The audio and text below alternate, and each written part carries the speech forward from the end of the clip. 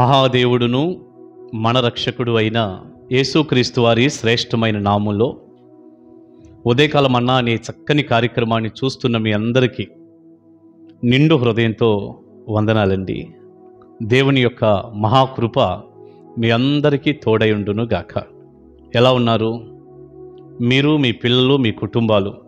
క్షేమమే కదా? సంతోషంగా ఉండండి. నమ్మదగిన దేవుడు మనకు తోడుగా ఉన్నాడు. తప్పకుండా ఆయన మనల్ని ఆశీర్వదిస్తాడు. మనం దేవుని వాక్యంలోనికి వెళ్ళి దేవుని మాటలు చదివి ధ్యానించే ముందు మీకు ఒక సంతోషకరమైన మాట చెప్పనా? అదేంటంటే, ఈరోజు మా పెళ్లి రోజు.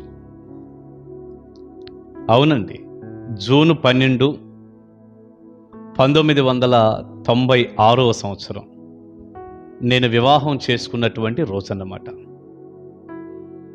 ఈరోజు జూన్ 12 కదా.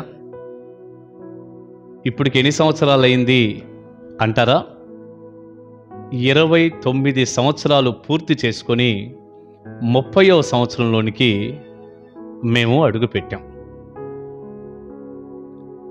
1996 జూన్ 12వ తేదీన ఇదిగో ఇదే దొనబండ గ్రామంలో, ఈ దొనబండ గ్రామం మా పాస్టమ్ గారు వాళ్ళ సొంత ఊరు. వాస్తవంగా సొంత ఊరు అంటే వారు ఇక్కడ పుట్టి పెరిగారని కాదు, కానీ ఈ దొనబండకి సుమారు ఒక 5 కిలోమీటర్ల దూరంలో కొత్తపేట అనే ప్రాంతంలో వాస్తవంగా వాళ్ళు ప్రారంభం నుంచి ఆ ఊరు వాళ్ళది. ఈ దొనబండ ప్రాంతానికి కూడా వారు కదిలి రావటం జరిగింది. కనుక ఆ పాస్టమ్ గారు చిన్నతనం నుంచి కూడా ఈ దొనబండ ప్రాంతంలోనే పెరిగారన్నమాట. వాళ్ళ అమ్మ, నాన్న, కుటుంబం అంతా ఇక్కడే ఉన్నారు. కనుక నేను 96వ సంవత్సరంలో వివాహం చేసుకునే సమయంలో ఇదే దొనబండ గ్రామంలో నేను వివాహం చేసుకున్నాను. కానీ ఇదే దొనబండ గ్రామానికి నేను దేవుని సేవకు వస్తానని, అసలు దేవుడు నన్ను పిలుస్తాడని, నేను ఒక పాస్టర్ గారిని అవుతానని, ఈ ప్రాంతానికి వచ్చి నేను సేవ చేస్తానని నేను ఎప్పుడూ అనుకోలేదు. అసలు నా ఊహల్లో కూడా లేదు. నేనేదో 4వ తరగతి వరకు చదువుకొని కూలీ నాలి పనులు చేసుకుంటూ కుటుంబాన్ని పోషించుకోవలసిన వ్యక్తిని నేను. అంతవరకే నా స్థాయి. కానీ నేను ఒక దైవజనుడిని అయిపోతాను, ఈ ప్రాంతానికి వచ్చి 25 సంవత్సరాలుగా సేవ చేస్తానని నేను ఎప్పుడు అనుకోలేదు. 2000 సంవత్సరం మార్చి నెలలో ఈ ప్రాంతానికి దేవుని ద్వారా పంపబడ్డాను.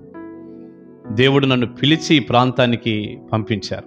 వాస్తవంగా దొనబండ ప్రాంతానికి సేవకు రావటం నాకు పెద్దగా ఇష్టం లేదు. వరంగల్ జిల్లా వెళ్ళాలనేది నా ఆలోచన. దేవుడు నన్ను పిలిచినప్పుడు, సేవకు రమ్మన్నప్పుడు, నేను 1 సంవత్సరం బైబిల్ తర్ఫీదు చేస్తున్న సమయంలో వరంగల్ ఏరియాకి వెళ్ళాలి అనేది నా ఆలోచన. కానీ నా తలంపులు వేరు, దేవుని తలంపులు వేరు. నా ఆలోచనలు, ఉద్దేశాలు వేరు, దేవుని ఉద్దేశాలు వేరు.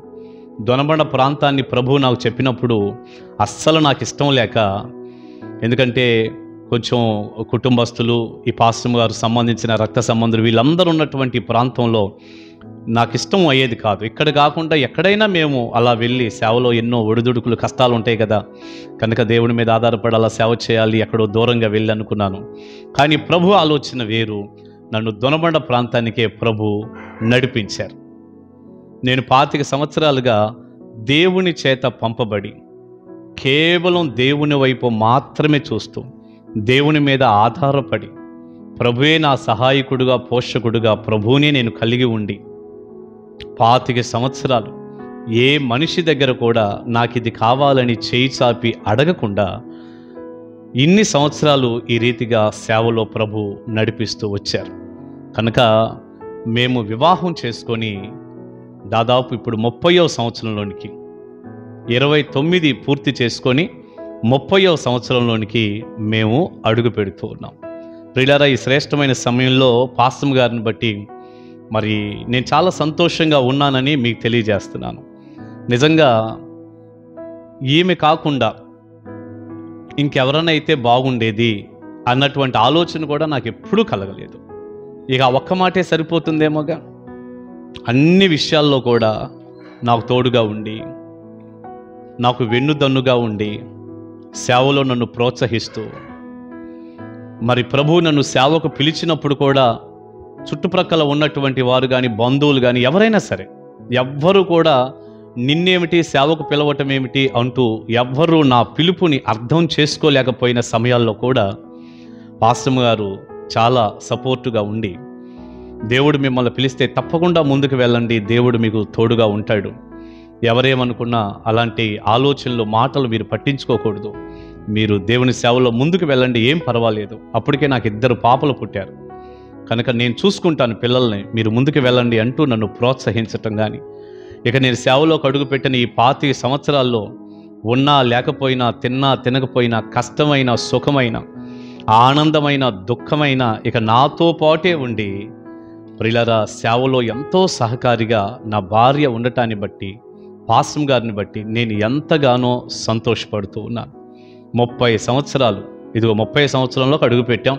మా దాంపత్య జీవితాన్ని దేవుడు ఎంతో దీవించాడు. నాకు చక్కని బిడ్డలు, 2 పాపల్ని దేవుడిచ్చాడు.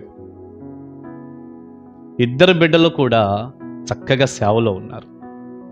నేను చిన్నప్పుడే పిల్లలిద్దరిని సమర్పించాను ప్రభువు చేతుల్లో పెట్టి. సేవ చేయాలి, సేవకుడి పిల్లలే సేవ చేయకపోతే ఇంకెవరు చేస్తారు దేవుని కొరకు అని. వారికి యుక్త వయసు వచ్చిన తర్వాత వారితో నేను అన్నానమ్మా, మీరు కూడా ప్రార్థన చేసుకోండి, నేను సమర్పించాను అని మాత్రమే కాదు, ఒకవేళ నా బలవంతంతో అయితే మీరు సేవ చేసేటప్పుడు బాధతో చేయాల్సి వస్తుంది, ఏదో మా నాన్న సమర్పించారట అని. అలా సంతోషం లేకుండా బాధతో మీరు చేసినప్పుడు అది నిర్జీవ క్రియ అవుతుంది. సంతోషంతో దేవునికి చేసేది మాత్రమే అది నిజమైనటువంటి క్రియ అవుతుంది, విశ్వాసంతో కూడిన క్రియ. కనుక మీరు ప్రార్థన చేసుకోండి అన్నప్పుడు పిల్లలిద్దరూ కూడా ప్రార్థన చేసుకున్నారు దేవుని సన్నిధిలో.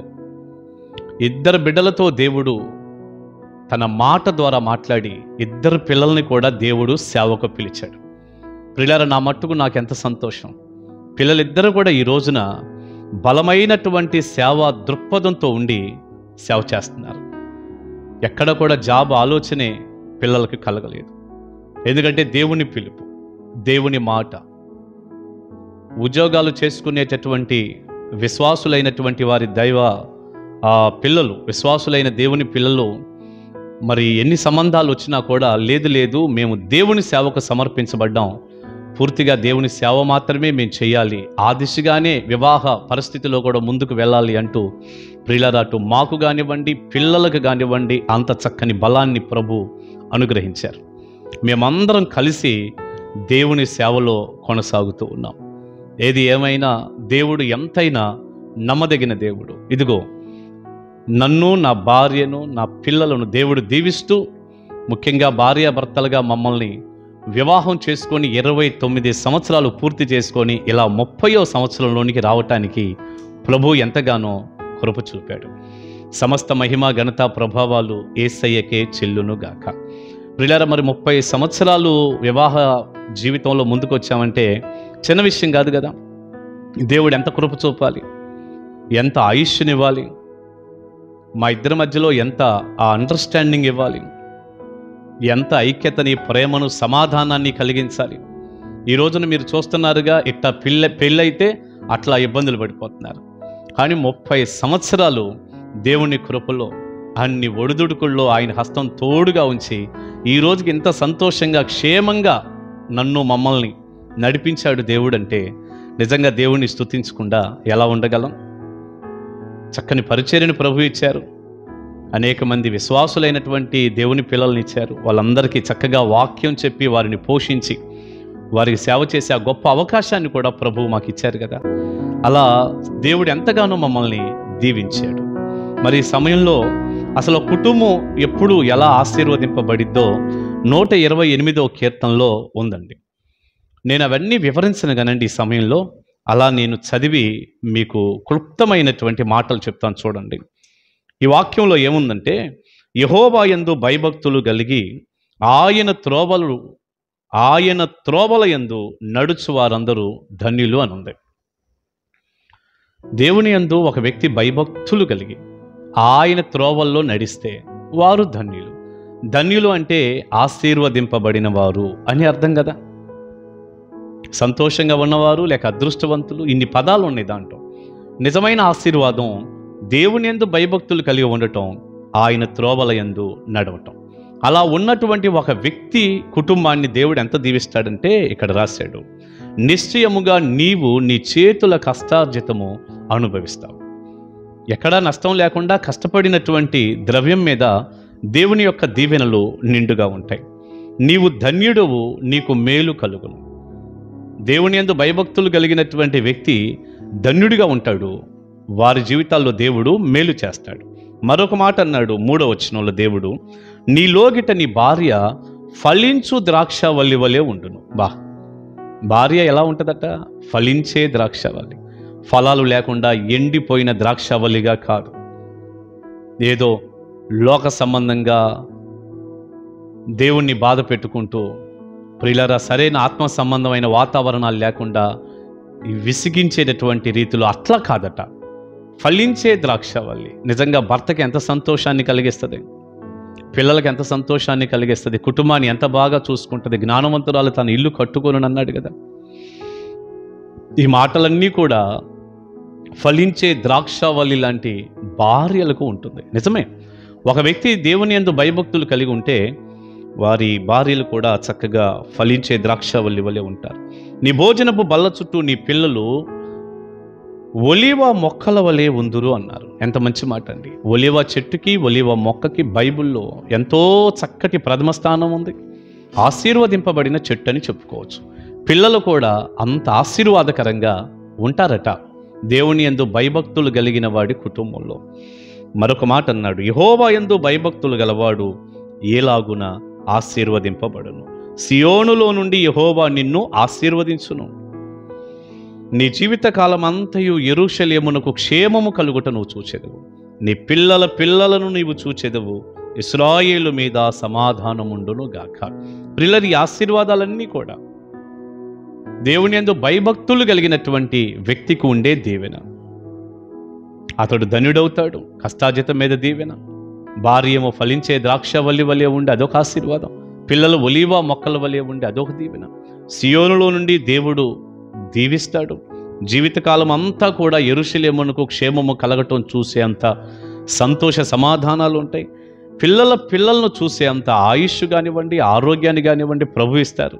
ఇక ఇశ్రాయేలు మీద సమాధానం ఉండునుగాక అన్నట్టు గొప్ప సమాధానాన్ని కూడా ప్రభు కలగజేస్తారు. కనుక ఇవన్నీ కూడా ఒక కుటుంబానికి దేవుడిచ్చే దీవెనలు. మనం దేవుని యందు భయభక్తులు కలిగి ఉంటే చాలు. ఏమండి, నేను ఈ 30 సంవత్సరాల నా కుటుంబ జీవితంలో, వివాహ జీవితంలో దేవుని యందు భయభక్తులు కలిగి ఉండేటట్లు ప్రభు చేశారు. నా కుటుంబాన్ని ప్రభు దీవించారు. మీరును దేవుని భయంతో ఉండండి. దైవ భయం మీ గుండెల్లో ఉండాలి. తప్పకుండా మీ కుటుంబాలను కూడా ఈ రీతిగా ప్రభు దీవిస్తాడు. దైవ దీవెన ఆశీర్వాదాలు నిండాలుగా మీ అందరికీ ఉండునుగాక. ఆమేన్. ప్రార్థన చేసుకుందాం. పరిశుద్ధుడా, ప్రేమగల తండ్రి, మీకు వందనాలయ్యా. విత్తబడిన చక్కని సందేశం మీ పిల్లలకు దీవెనకరంగా చేయండి ప్రభువా. గడిచిన 30 సంవత్సరాలు ఏ రీతిగా మీరు కాపాడుతూ వచ్చారో మా వివాహ జీవితంలో, మా ఆయుష్కాలం అంతా మీరెంత కృప చూపారో, మమ్మల్ని ఎలా దీవించారో, ఎలా ఆశీర్వదించారో, ఎలా నడిపించారో, ఎలా పోషించారో, ఎలా సంతోష సమాధానాలు ఇచ్చి మా కుటుంబాన్ని కట్టారో, ఆ విషయాలు మీ పిల్లలతో పంచుకునే కృపిచ్చినందుకు వందనాలు. 128వ కీర్తనలో ఉన్న ఆశీర్వాదాలన్నీ మాకు ఇచ్చినందుకు స్తోత్రాలు. ఎంతమంది బిడ్డలైతే ఉదయకాలం ఈ మాటలు వింటున్నారో వారందరినీ దీవించండి, ఆశీర్వదించండి. వారి కుటుంబాలు కూడా ఈ రీతిగా ఫలభరితంగా ఉండునుగాక. 128వ కీర్తనలో ఉన్న నాయన దీవించబడిన ఒక కుటుంబానికి ఉన్న ఆశీర్వాదాలన్నీ ప్రతి బిడ్డకు వారి కుటుంబానికి దయచేయండి. తోడుగుండండి. మహిమ మీకు ఆరోపిస్తూ నాయన మాకు మీరు చూపిన కృపను బట్టి మిమ్మల్ని స్తుతిస్తూ, మిమ్మల్ని ఘనపరిచే వ్యక్తులుగా మాత్రమే, మిమ్మల్ని మహిమపరిచే వ్యక్తులుగా మాత్రమే మమ్మల్ని అందరినీ ఉంచమని యేసు నామాని ప్రార్థన మనవులు అడుగుచున్నాను తండ్రి. ఆమేన్.